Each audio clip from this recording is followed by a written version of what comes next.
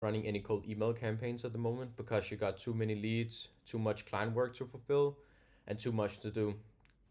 I thought that myself when I started out, got my first 5 clients, and I got comfortable. I wanted to really nail down the service delivery to my clients, and I stopped my cold email campaigns. And here's what's wrong with that. When you're running cold email, you imagine that starting your cold email campaigns now, the results that you're getting from them will fill up your pipeline 3 months down the line. So it's not like you turn on your cold email campaign, find the winning angle at the first campaign, and then you just get 30 meetings a month. That's normally not how it works, but it will do that sometimes, but not every time is like that. So you really have to think about your cold email as a momentum. So you have to keep the momentum going to run your cold email campaigns and fill up your pipeline. So the winning angle that you find right now is not the same that will work 6 months down the line. So you really don't want to turn it off, and not having a consistent flow of leads and meetings every month.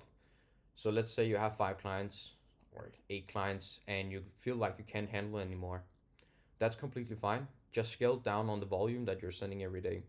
So let's say you're doing 30 per account, get that down to maybe 12, 15. So you maybe still have 5 meetings a month. And then if you feel that is too much, then scale it even further down or change up the angle that you're running. So if you can handle more clients, maybe do a wait list. So let's say it's June now and you can take on more clients in August or September. Then just say, yeah, that's completely fine. I really want to work with you, but we could do that from August on and not right now because I don't have the capacity. Or you can change the angle of your offer.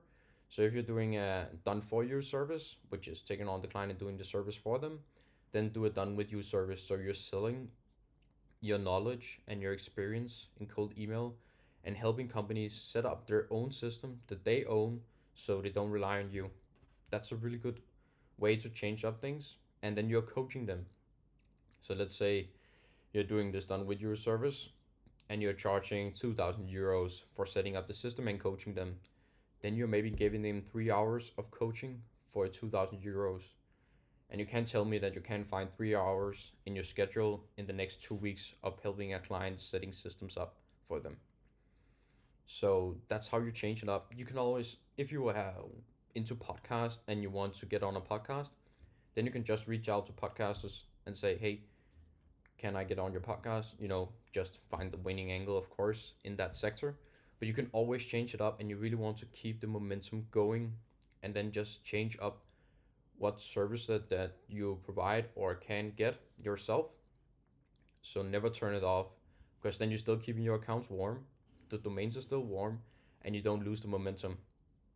So when you need to pick back up and scale, then you can just scale up the volume that you're doing per day instead of turning back on your campaigns, which is much worse because, as I said, then you have to pick back up the momentum. And that's the same. Let's say you're having a horse you're betting on, and the horse is just winning every single race. You don't want to retire that horse for 6 months so it can relax. You still want to train it and keep it in the loop because it just has the momentum going.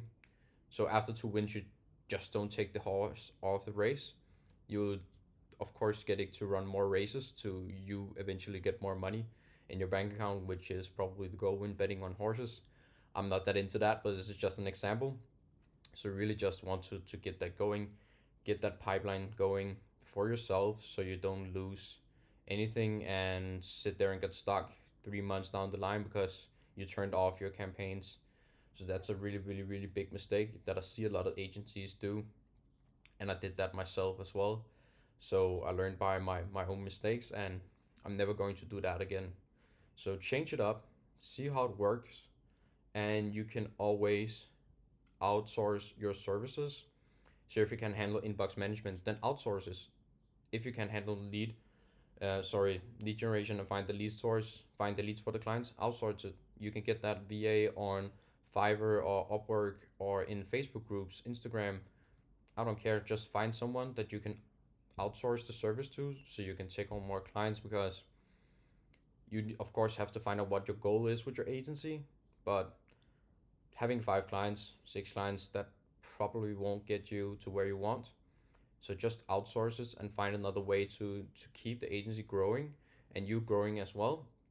that will help you a lot when you want to scale even further up than you are right now.